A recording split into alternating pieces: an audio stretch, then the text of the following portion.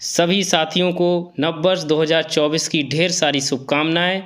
आप सभी इस वर्ष सफलता की नई ऊंचाइयों को छुएं। जो भी आपने लक्ष्य बनाए हैं सभी लक्ष्य आपको हासिल हों, इसी आशा और उम्मीद के साथ आज का क्लास में लेकर आया हूं मिशन सीटेट जनवरी 2024 के अंतर्गत इंग्लिश पेडागोजी का जो है पेपर फर्स्ट के लिए।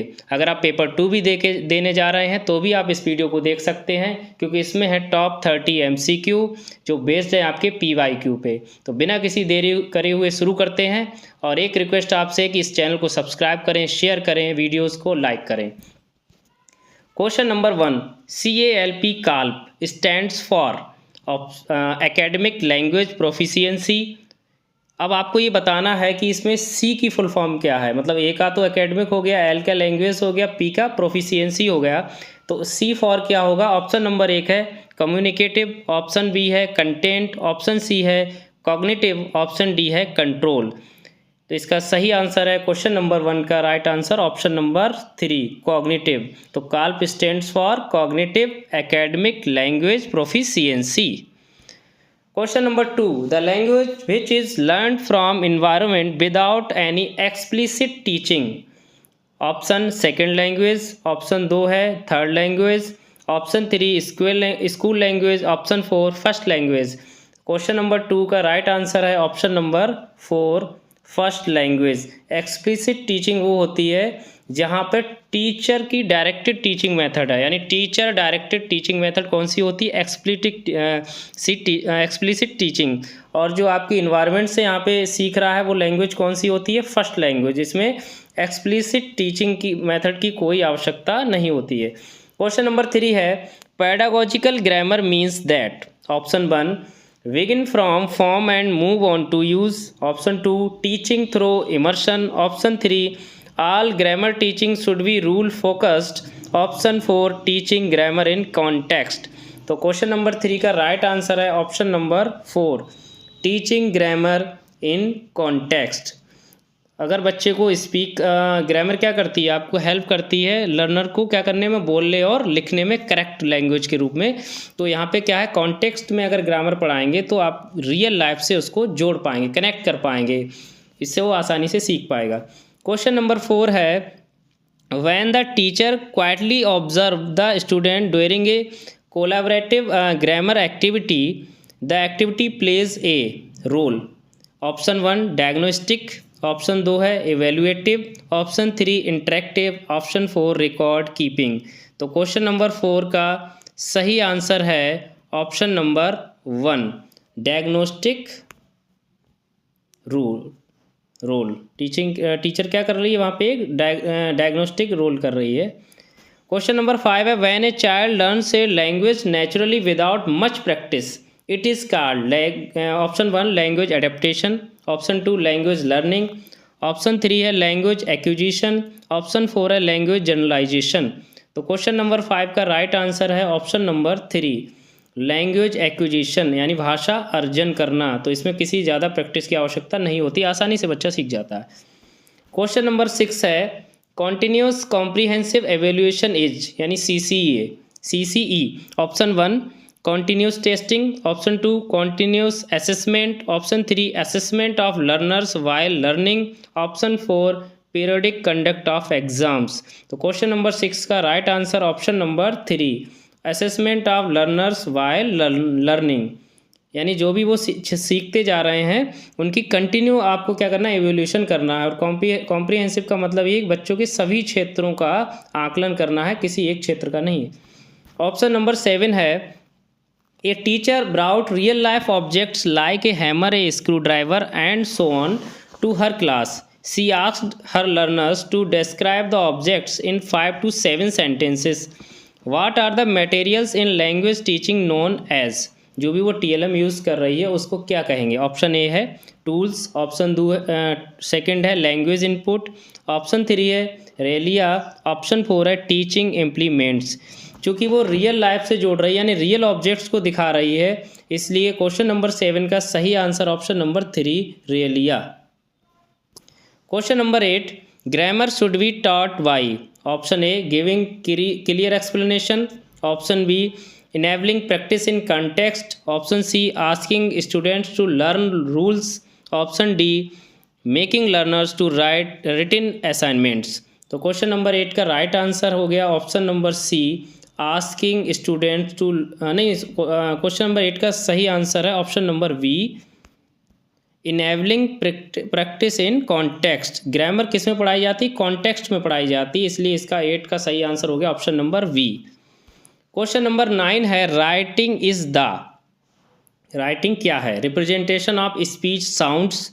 ऑप्शन 1 है ग्राफिकल, ऑप्शन 2 है फोनेटिक, ऑप्शन 3 है सिस्टेमेटिक, ऑप्शन 4 है अल्फ़ाबेटिकल। तो क्वेश्चन नंबर 9 का सही आंसर है option number 1, writing is the graphical representation of speech sounds. Question number 10, English language has consonant sounds, यानी how many consonant sounds in English? Option 1 22, option 2 23, option 3 24, option 4 21। तो question number 10 का सही answer है option number 3 24। English language has 24 consonant sounds. Question number 11, the purpose of continuous comprehensive evaluation CC in language is? Option 1 to assess their learning apps, option 2 to give regular text, for example weekly text, option 3 to assess the level of competencies achieved by the children, option 4 है to assess the students understanding of the text book. तो question number 11 का right answer हो गया option number 3, to assess the level of competencies achieved by children, यानी बच्चे ने कौन कौन निपुणताएँ या कह सकते हैं दक्षताएँ हासिल कर ली हैं, वो ज़्यादा इंपॉर्टेंट है CC के अंतर्गत। Question number 12, in A constructivist classroom language learning would most importantly be based on? Option 1 minute observation and record of each child's handwriting developments, option 2 correction of spelling errors and making sure that they are not repeated, option 3 है carefully completing the language syllabus, option 4 group discussion and peer interaction। तो question number 12 का सही answer है option number 4 group discussion and peer interaction, क्योंकि language हम क्या करते हैं डिस्कशन और पीयर इंट्रैक्शन यानी इंट्रैक्शन के थ्रू ही सीख पाते हैं। क्वेश्चन नंबर 13 है a language text book for class 1 start with poems and stories complete text and ends with the alphabet, which approach does this kind of arrangement reflect in language pedagogy? Option 1 electric approach, option 2 top down approach, option 3 aesthetic approach, option 4 bottom up approach. यहाँ पे देखिए text से कहाँ जा रहे हैं, अब alphabet पे जा रहे हैं, तो इसका मतलब टॉप डाउन अप्रोच है ये, ठीक है। ऑप्शन नंबर 2 सही है इसका, top down approach. Question number 14, there are 44 sounds in English. कभी कभी ये भी पूछ लेता है इंग्लिश में टोटल कितने साउंड हैं, तो there are 44 sounds in English. Out of these, how many sounds are vowels and how many are consonants respectively? Option A है 20 24, option B 5 39, option C 22 22, option D 10 and 34। तो question number 14 का right answer option number 1 20 and 24, यानी 20 vowels हो गए और 24 consonants हो गए। Question number 15 है the study of words and their meaning is known as semantics, option number B है लिंग्विस्टिक्स, ऑप्शन नंबर सी है फोनेटिक्स, ऑप्शन नंबर डी है सिंटैक्स। तो क्वेश्चन नंबर 15 का राइट आंसर है ऑप्शन नंबर 1 सीमेंटिक्स। याद रखिए meaning से कौन सा जुड़ा है, सीमेंटिक्स है। सीमेंटिक्स क्या होता है, मीनिंग की जब स्टडी करते हैं वर्ड्स की तो उसको बोलते हैं सीमेंटिक्स। क्वेश्चन नंबर 16 है etymology is science of pedagogy, option B है science of study of language, option C science of meaning of words, option D science of knowing the origin of words. तो question number 16 का right answer है option number 4 science of knowing the origin of words, इसको बोलते हैं etymology. Question number 17, a word gets its meaning, option A in relation to its context, option B from dictionary only, option C spelling, option D from its origin. Question number 17 का right answer option number D from its origin. जो भी origin से, जिस origin से वो लिया गया है वर्ड, उस बेस पे उसकी मीनिंग तैयार होती है। Question number 18, the first generation learners are those who are option A coming first time to school to seek admission, option B learning Hindi for the first time, option C learning English for the first time, option D the first from their family to come to school. तो question number 18 का right answer हो गया option number D, the first from their family to come to school, यानी अपने परिवार में वो पहले हैं जो स्कूल आ रहे हैं पहली बार। तो एक जनरेशन वो तैयार होगी वहाँ से लर्नर्स की, उसके बाद अगली जनरेशन इसी तरह आती रहेगी। Question number 19, a good paragraph writing in English involves correct punctuation marks, option B ideas presentation and coherence, option C flowery language, option D legible hand writing. तो ऑप्शन नंबर इसका सही है वी, क्वेश्चन नंबर 19 का। एक good paragraph writing में क्या होना चाहिए, आइडियाज़ होने चाहिए, प्रेजेंटेशन होने चाहिए और कोहेरेंस होना चाहिए। Question number 20, children can best learn a language when they having a good text book, A proficient language teacher, inhibition, option D है मोटिवेशन। तो क्वेश्चन नंबर 20 का सही आंसर है ऑप्शन नंबर डी मोटिवेशन, क्योंकि motivation से कोई भी व्यक्ति कोई भी चीज़ सीख सकता है, कुछ भी कर सकता है। तो मोटिवेशन यहाँ भी लैंग्वेज में भी काम करता है। Question number 21, metalinguistic awareness is option A the ability to think and talk about language, option B the ability to connect the distinctive sounds in words to letters, option C understanding of the mapping principle between sounds and meaning, option D the ability to recognize writing from other visual marks। तो question number 21 का right answer है option number 1 the ability to think and talk about language, यानी language के बारे में सोचना और बोलना, बात करना, एक तरह से क्या हो गया मेटालिंग्विस्ट अवेयरनेस हो गई। Question number 22, the following statements that are true about language is, option A all languages are essentially the same number of sounds। तो ये तो बात ठीक नहीं है, यहीं गलत हो गया ये तो। क्वेश्चन नंबर 2 है all native speakers of language learn the basic rules of grammar in school, नहीं। Question option number 3 while the different language may use different phonemes they are essentially share the same syntax, नहीं ये भी गलत हो गया। तो option number D ही सही हो गया फिर इसका, नन ऑफ द एबव, इनमें से कोई भी सही नहीं है। Question number 23, is the study of language from a cognitive and developmental law, इनमें से कौन सा है जो मतलब स्टडी है language from a cognitive and development law की। तो पहला है psycholinguistics, option B social linguistic, option C comparative linguistic, option D linguistics. तो क्वेश्चन नंबर 23 का राइट आंसर हो गया option number A psycho linguistics is the study of language from cognitive and development law. Question number 24 है types of text media are, option A audio disc and tapes, option B illustrations and diagrams, option C motion pictures and documentaries, option D digital e books e journals. तो ये तो आपको खुद ही समझ आना चाहिए। इसमें 24 का सही आंसर क्या होगा, option number D digital e books आ गई और जर्नल्स आ गई। ये सारे क्या हैं टेक्स्ट मीडिया हैं जो अब डिजिटली मतलब हमारे पास उपलब्ध हैं।